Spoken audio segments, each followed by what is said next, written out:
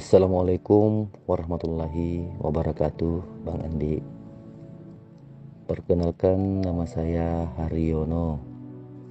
Mudah-mudahan Bang Andi dimuliakan rezekinya kepada Allah dan diberi kesehatan seluruh keluarganya kepada Allah. Amin. Alhamdulillah, saya sudah mengikuti DN 7 bulan lalu, Bang.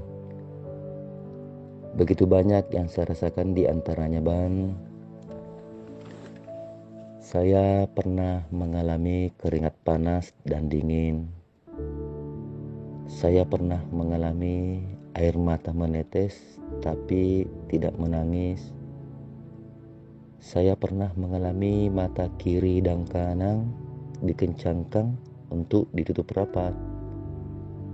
Saya pernah mengalami berat badan kiri ringan, kanan berat. Saya pernah mengalami disujudkan, Bang. Saya pernah mengalami tidak bisa berdiri, kayak dipatuk kakinya.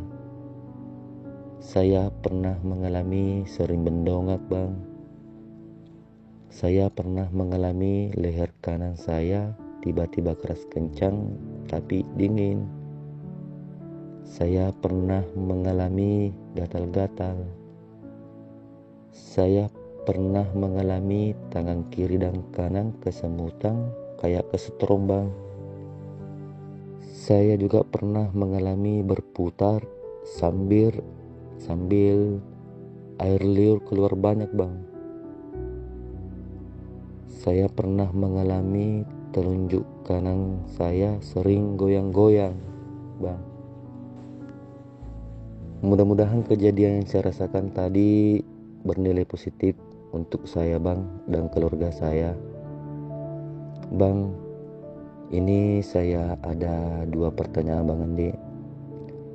Pertama, tentang anak perempuan saya, Bang. Kebetulan anak pertama saya namanya Sofiatul Riana, Bang. Anak saya ini bisa melihat makhluk abstrak, Bang. Dia masih umur 11 tahun. Apa mungkin ini pengaruhnya dengan DN yang saya lakukan, Bang? Dan kedua, Bang, tentang diri saya sendiri, Bang. Sampai saat ini masih beberapa kali tidak bisa mengontrol emosi, Bang. Apalagi dengan istri dan anak saya. Terkadang saya masih kasar ketika berbicara, Bang. Terkadang juga saya zuzon. Apakah benar, Bang, ungkapan yang mengatakan ketika kita memilih semakin dekat kepada Allah Subhanahu wa Ta'ala, setan dan jin pun semakin mendekat untuk mengganggu kita?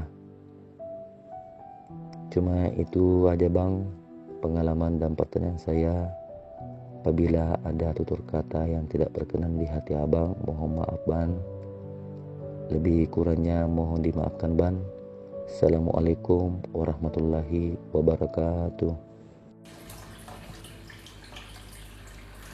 Waalaikumsalam warahmatullahi wabarakatuh. Terima kasih banyak Pak Haryono atas doa-doanya. Amin ya Allah. Ya, semoga juga doa yang sama untuk Pak Haryono dan keluarga, dan untuk sahabat-sahabat kita yang selalu menyimak di YouTube. Mudah-mudahan selalu dalam keberkahan, dalam naungan dan kasih sayang Allah. Amin ya Allah. Jadi mengenai pertanyaan pertama, kalau ditanya apakah karena ber-DN, Bang, anak saya itu sering melihat makhluk astral ya, atau makhluk goib. Ya, kalau menurut saya sih nggak ada orang yang mengamalkan DN tiba-tiba jadi sering ngelihat goib, jarang ya. Biasaannya itu ya memang sudah ada potensi atau bakat tersendiri biasanya. Justru seperti anak-anak yang punya kelebihan khusus seperti anak indigo, itu seharusnya kita mengarahkan harus diarahkan itu sebenarnya. Jangan ke makhluk goib wilayah jin, tapi kita arahkan goibnya itu yang ke Allah. Ya, goib itu kan banyak, nggak hanya jin aja goib itu. Jadi arahkan hanya kepada Allah. Jadi kalaupun nanti terbuka tabir goibnya, ya tidak melencengkan tauhidnya, ya kan? Yang dia saksikan hanya kebesaran Allah. Makanya dikuatkan kesadarannya. Ya, jangan istilahnya gimana ya? Jangan kita berprasangka yang enggak. Jadi jangan gara-gara berdn kita menganggap itu menjadi terbuka wilayah goib, enggak lah. Ya, memang benar untuk menyambung kesadaran kita kepada Allah, untuk mendekat kepada Allah, ya setan gak tinggal diam, ya. Tetap godaan itu ada. Biasanya godaan itu datang untuk menghentikan zikir kita, ya. Jadi mungkin ada kejadian begini. Mungkin teman-teman sering mengalami, apalagi yang punya anak kecil. Bang, saya berzikir napas di rumah saya, bang. Tiba-tiba anak saya tuh seperti kayak ada yang ganggu, bang. Menangis sejadi-jadinya. Saya jadi panik. Nah, itu sebenarnya terjadi gesekan. Ya, terjadi gesekan karena kita dalam berzikir nafas itu mengeluarkan energi. Jadi energi kita itu ya bisa mengusik jin-jin yang kafir, ya, makhluk-makhluk yang nggak nyaman. Jadi karena kita mengeluarkan energi, di situ dia memunculkan eksistensi dirinya, bahwa mereka ada loh di situ. Jadi kenapa bang bisa terjadi gesekan? Ya sebenarnya situ sebagai parameter. Kalau kita diganggu, berarti di rumah kita nggak bersih. Ya. Nah, bisa jadi ke situ arahnya. Kenapa ya bang, anak saya sering ngelihat ini, sering ngelihat itu? Apakah karena DN bang? Ya itu bisa jadi. Di rumah kita memang sudah ada yang goib-goib itu. Nah, ketika kita berzikir, kita kuat berzikir, dan vibrasi energi kita itu ya nyampe ke mereka. Ya. Jadi arah kita ya ke Allah, abaikan segala goib yang selain Allah. Bahkan banyak teman-teman yang berzikir nafas, sering itu kejadian, bang saya duduk sendiri bang di kamar, tapi kok di belakang saya seperti ada yang memperhatikan, seperti ada sosok orang sedang berdiri di belakang saya jadi takut bang. Yaitu tandanya zikir kita mengeluarkan energi, sehingga makhluk-makhluk goib itu ya ingin tahu sebenarnya, ya kan, ini ngapain orang ini, ya kan. Karena energinya itu ya kalau kita bisa katakan kayak, kalau diilustrasikan ya kayak lampu petromak, ya kan, terang sekali gitu kan. Nah, disitulah makhluk-makhluk goib mereka seolah-olah ingin tahu ini apa.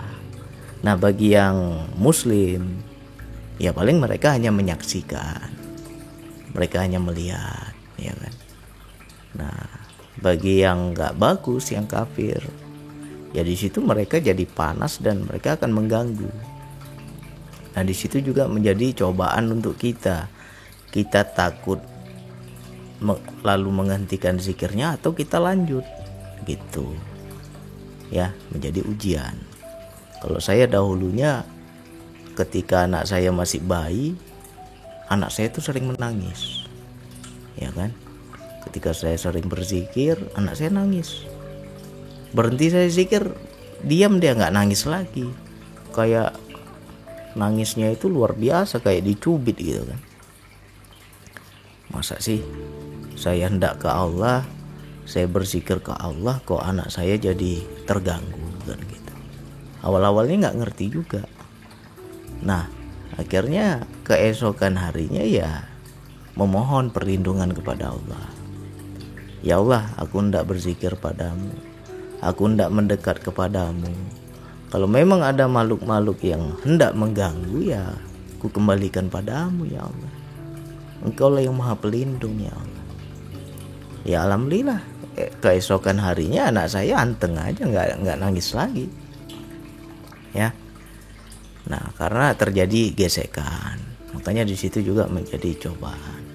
Jadi kalau memang anak kita, misalkan anak saya bang usia 11 tahun bang, sebelumnya nggak pernah ngelihat ini ngelihat itu, tapi ketika saya sudah mengamalkan zikir nafas, kok anak saya sering dinampain bang. Ya niatnya berarti mengganggu, ya kan? Makhluk itu ya, setan itu mengganggu niatnya. Jadi ya minta perlindungan kepada Allah, abaikan. Jangan kita berpikiran yang enggak, ya kan? Nggak usah kita pikirkan.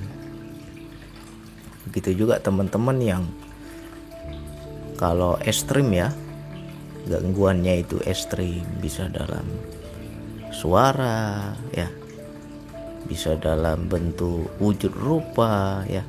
Kalau saya dahulu macam-macam. Saya lagi zikir, di belakang saya ada suara harimau mengaum-ngaum, dia cakar-cakar itu, wah ngeri sekali. Dari situ mungkin tempatnya yang nggak bagus ya kan.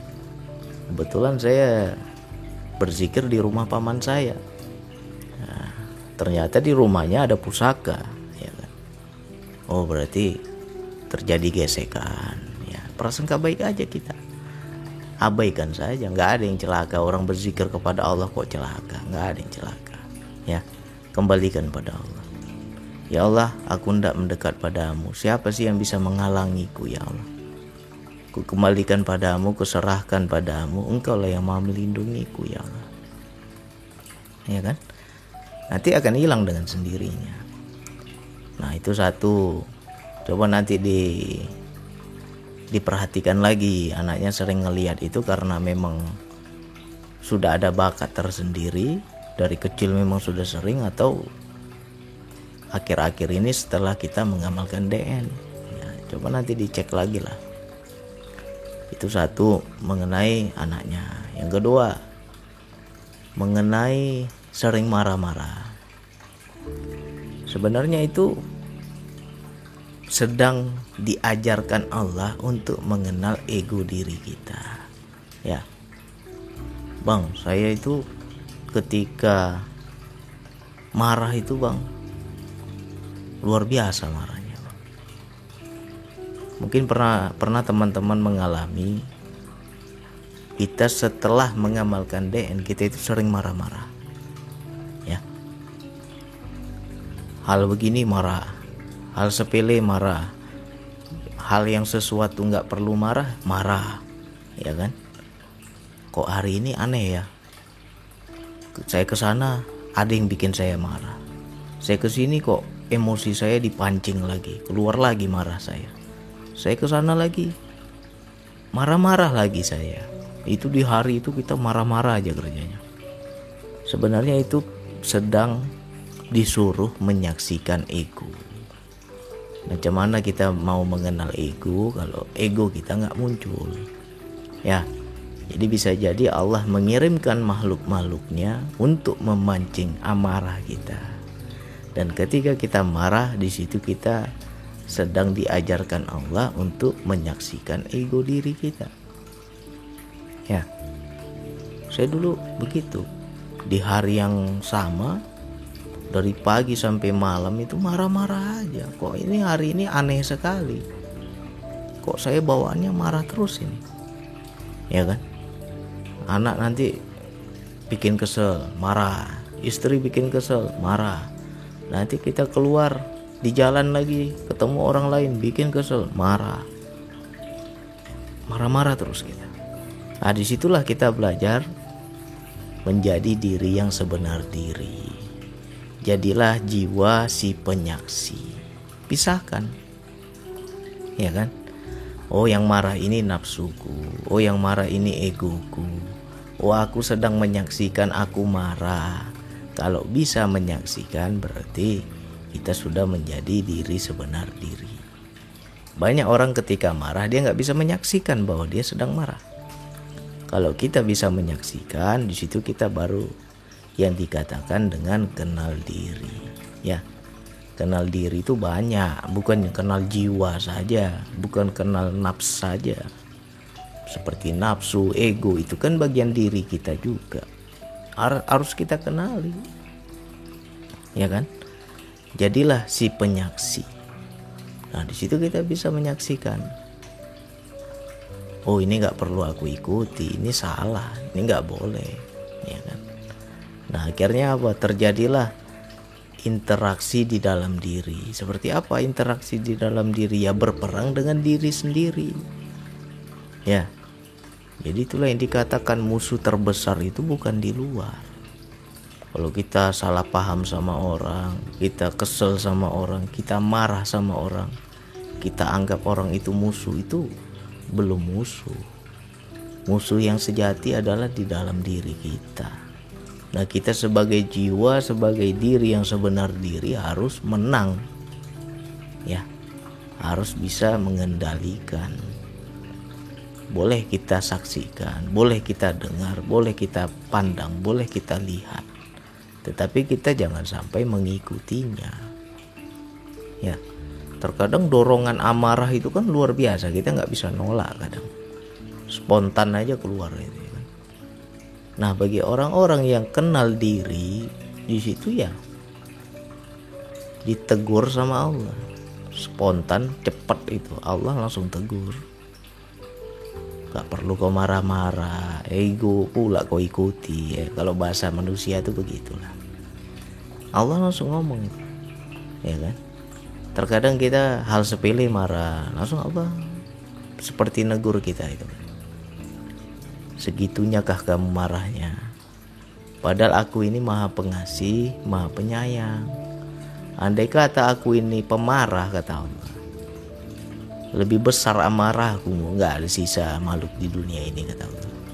Ya, justru karena lebih besar rahmatku lah aku sering memaafkan kalian. Itu Allah ngomong. Kita menyaksikan, kita mendengar. Akhirnya apa? Malu kita sama Allah. Iya juga ya. Allah aja pengasih penyayang. Aku belajar kenal diri, kenal Allah. Tapi kok aku nggak kenal kasih sayang Allah. Ya kan? Akhirnya apa? Harus ada sifat Allah itu pada diri kita. Kalau kita betul kenal Allah, ya. Allah itu pengasih, penyayang, pemurah. Ada nggak itu tercerminkan pada diri kita? Pemaaf, ada nggak? Berapa banyak kita salah kepada Allah, tapi masih Allah maafkan. Nah, ketika makhluk salah sama kita, kenapa kita nggak bisa maafkan? Ya kan? Nah, jadi situlah kita belajar mengenal ego kita. Nah, jadi kalau ditanya, Bang, godaannya apa betul, Bang? Semakin dekat kepada Allah, semakin hebat godaan setan. Nah, beda godaannya, ya. Kalau orang nggak kenal Allah, kalau orang jauh dari Allah, ibaratnya ya orang yang betul-betul ahli maksiat lah, ya kan. Setan itu selalu ngajak yang buruk-buruk. Ayo berjudi, ayo mencuri, ayo korupsi, ya kan. Itu orang-orang yang jauh dari Allah itu. Selalu tuh setan tuh bisikin yang buruk. Ya. Ayo membunuh, ayo begal, ayo merampok, macam-macam. Ayo gunjing orang. Ayo membuka aib orang. Nah, itu masih kelas rendah itu. Kalau kita masih sering diajak yang jelek-jelek, yang buruk-buruk, itu setannya masih setan kelas bawah itu. Nah, ketika kita sudah mulai mendekat kepada Allah, setannya lebih tinggi lagi, lebih halus lagi. Setan itu akan menggoda dengan cara disuruhnya kita buat yang baik-baik. Ya, beda tadi ya, orang dari jauh dari Allah suruhnya jahat. Tapi ketika kita sudah mulai dekat kepada Allah, nggak mempan kalau disuruh jahat, ya kan? Ini orang udah dekat sama Allah kok diajak jahat mana mau dia, karena dia udah kenal, udah paham, ya. Jadi tipu daya setan disuruh kita buat yang buruk-buruk, dibuat yang buruk-buruk tapi dipoles dengan kebaikan, ya kan? Gimana tuh bang? Dipoles dengan kebaikan, berarti setan itu baik ya bang, karena dia ngajak baik, bener. Secara syariat baik, tapi secara hakikat ya buruk, ya. Makanya banyak orang yang sudah semakin dekat kepada Allah banyak yang terpleset, ya. Makin rajin dia sholat, lihat orang gak sholat, benci dia sama orang gak sholat, ya. Itu tandanya kita udah kena setan kelas atas itu, ya. Udah jenderal itu setannya itu, ya. Apalagi kita pintar agama, lihat orang nggak paham agama, kita asik ceramah, asik menghakimi orang, mentang-mentang kita sudah ada ilmu agama, ya kan? Kebanyakan begitu. Setan itu kalau sudah tinggi keimanan kita, ya dia nggak ngajak yang jahat, yang baik-baik diajaknya, ya kan? Apalagi dibisiki kita itu kebaikan. Oh kau sudah bagus, oh kau sudah alim, kau sudah suci. Lihat orang gak suci, kita pandang hina, kita pandang sebelah mata, kita pandang wah ini ahli surga, ahli neraka ini, ya kan? Enak kali kita anggap orang ahli neraka kayak kita udah dapat jaminan surga aja, ya. Ya begitulah kalau orang sudah kena bisikan setan kelas atas, ya.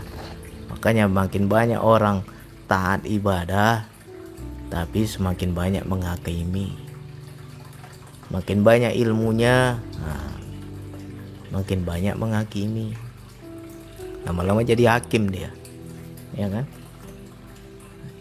Apalagi digodanya kita macam-macam.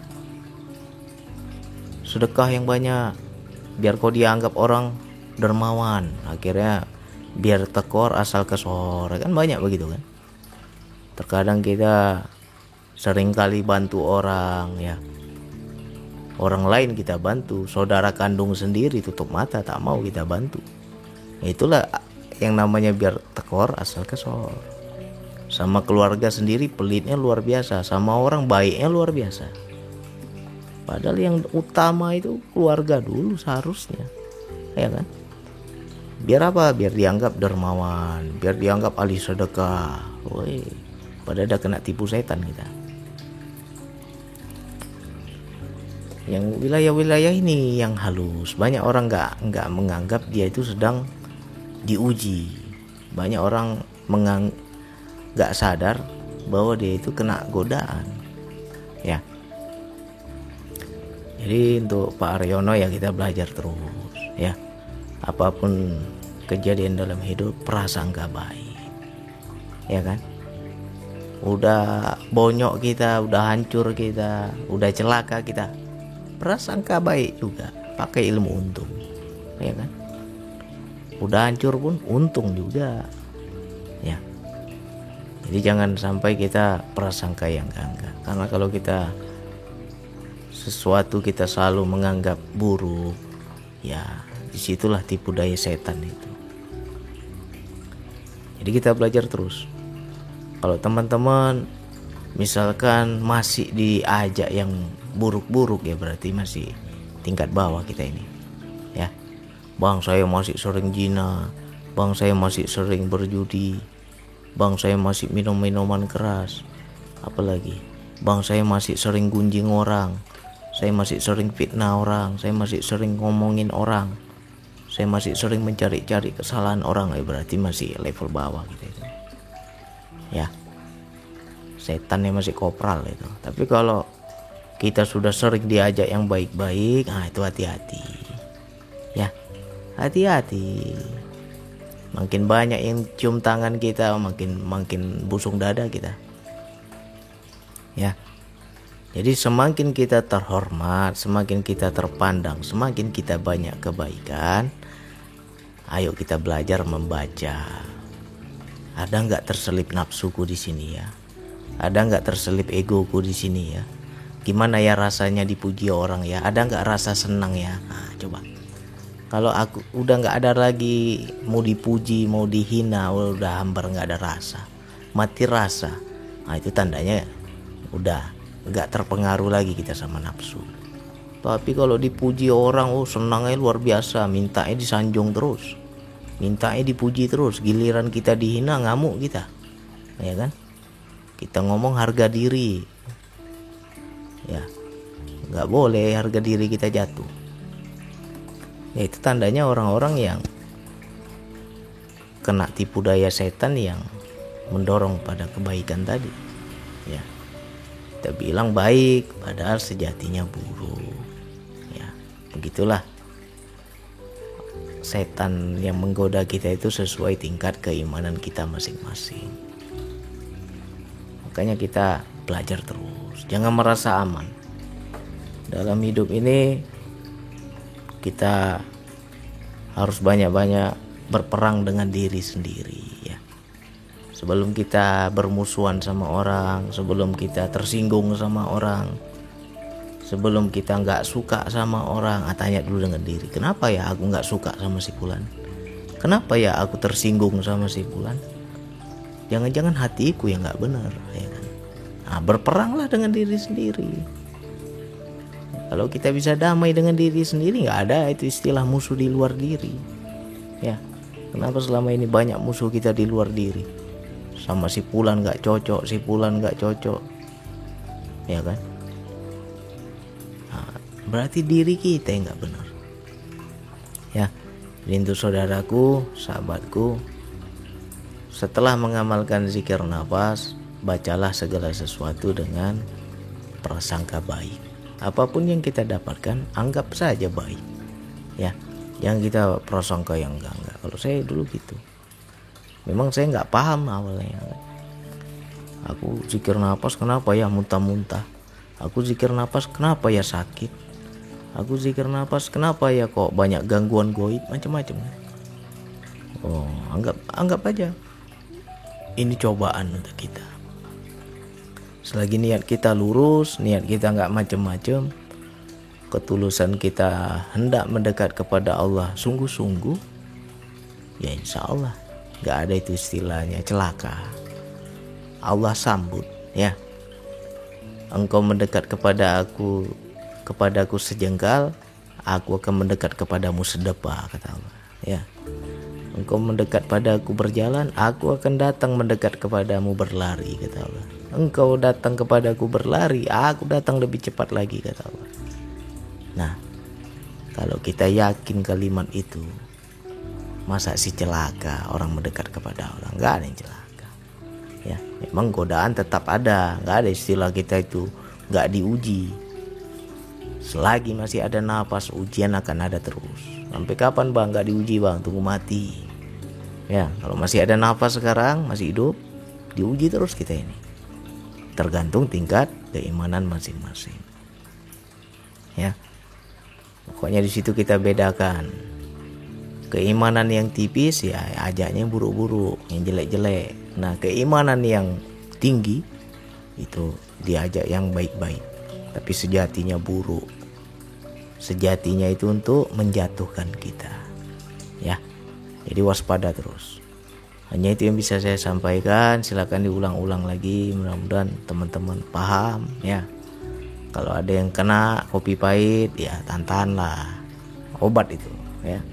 Hanya itu yang bisa saya sampaikan. Wassalamualaikum warahmatullahi wabarakatuh.